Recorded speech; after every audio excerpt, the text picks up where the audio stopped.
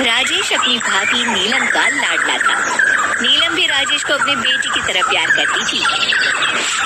राजेश, लखनऊ वाले मामा जी ने तुम्हारे लिए एक बहुत अच्छा रिश्ता बताया है।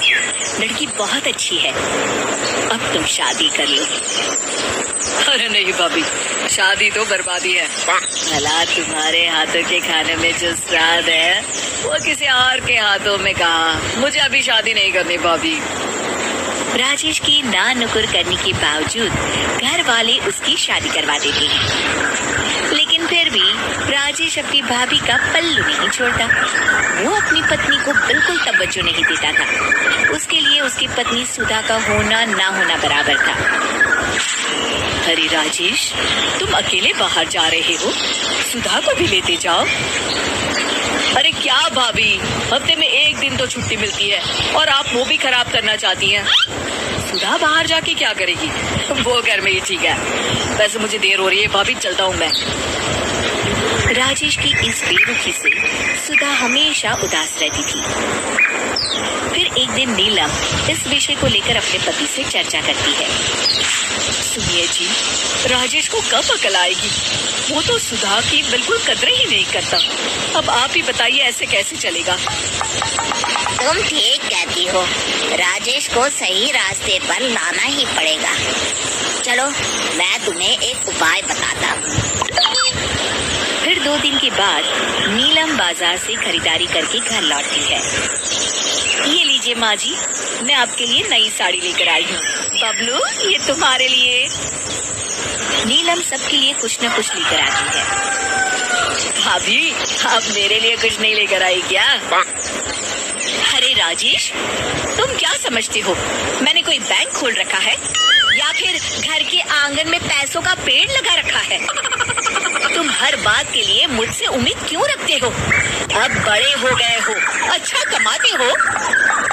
क्या भाभी, मैं तो बस। अरे बस भी करो, तुम्हारी ये बच्चे जैसी ना समझ बातें सुनने के लिए मेरे पास बिल्कुल वक्त नहीं है। नीलम राजेश को छिड़ककर वहाँ से चली जाती है। राजेश अचानक अपनी भाभी का ये रूप देख असमंजस में पड़ जाता है। फिर एक दिन नीलम रसोई घर में खाना बना रही होती है कि तभी राजेश वहाँ आता है। भाभी, आज मैंने अपने बॉस से वादा किया है कि उनके लिए आपके हाथों का बना गाजर का हलवा लेकर आऊंगा। आपके हाथ से बने गाजर के हलवे में तो जादू है, जादू। मेरे बॉस तारीफ करते नहीं थकते। प्लीज अब जल्दी से बना दीजिए ना भाभी। नीलम राजेश के ऊपर भड़क जाती है। तुम्हारा दिमाग खराब है क्या? आखिर तुम मुझे समझते क्या हो? इस घर की नौकरानी? जब देखो तब फरमाइश करते रहते हो, भाभी ये बना दो, भाभी वो बना दो। अरे तुम्हारी पत्नी सुधा भी तो इस घर में रहती है, तुम उससे कुछ क्यों नहीं कहते? भाभी, आप इस तरह की बातें क्यों कर रही हैं? अरे बस भी करो राजेश, मेरा दिमाग और मत खराब करो, जाओ यहाँ से।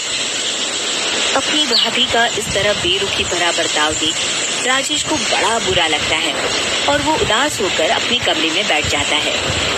तभी उसकी पत्नी सुधा वहाँ आती है। क्या हुआ जी, आप इस तरह उदास क्यों बैठे हैं?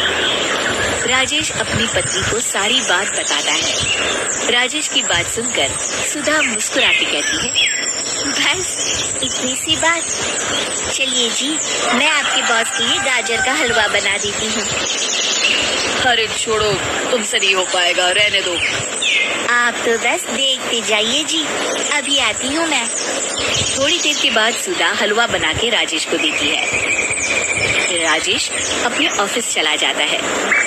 शाम को जब राजेश घर आता है तो खुशी के मारे अपनी पत्नी सुधा को गले लगा लेता है। अरे वाह सुधा, तुमने तो कमाल कर दिया। सच में क्या स्वादिष्ट हलवा था। मेरे बॉस बहुत तारीफ कर रहे थे और इस हफ्ते घर आ रहे हैं तुम्हारे हाथों का खाना खाने। और इतना ही नहीं, उन्होंने मेरा प्रमोशन भी कर दिया है। सच? हाँ, मुझे माफ कर दो सुधा, आज तक मैं तुमसे गैरों की तरफ पेश आता रहा। अरे ये कैसी बातें कर रहे हैं जी, मैं तो आपकी पत्नी हूँ। धीरे धीरे राजेश अपनी पत्नी के साथ पूरी तरह घुल मिल जाता है और अपना अपना ज्यादातर समय सुधा के साथ बिताने लगता है और उसकी हर छोटी मोटी जरूरतों का ख्याल भी रखता है।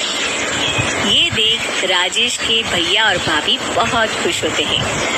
फिर एक दिन राजेश और सुधा बाहर से घूम कर आते हैं। राजेश, सुधा के प्रति तुम अपनी जिम्मेदारी समझो, इसीलिए मैंने तुम्हारे साथ ऐसा बर्ताव किया था। अगर तुम्हें मेरी किसी बात का बुरा लगा हो तो मुझे माफ कर देना। अरे अरे भाभी, ये क्या कह रही हैं? मैं जानता हूँ आप तो मेरे लिए हमेशा अच्छा ही सोचोगी। आखिर आप वर्ल्ड की बेस्ट भाभी जो है। इसे कहते हैं अंत भला तो सब भला।